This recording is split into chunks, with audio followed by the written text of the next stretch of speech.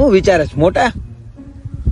તારા ભાઈએ એક રિસર્ચ કર્યું હે હા કે સામાન્ય માણસ હોય ને, સામાન્ય માણસ આપડી જેવો, હા ઈ વર્ષ દરમિયાન 1800 કિલોમીટર હાલે, હા બરોબર, બરોબર. અને 80 લીટર દારૂ પીવે.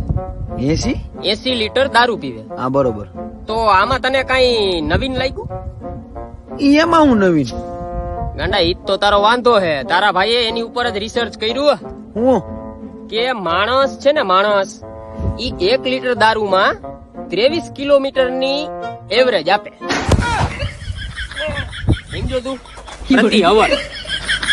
લાખ આવા રિસર્ચ ના હોય મારા દીકા. પેલા તું બોલતા શીખી જાય ને. રિસર્ચ કે રિસર્ચ નહીં તો તું એનો રિસર્ચ કરવા માંડ.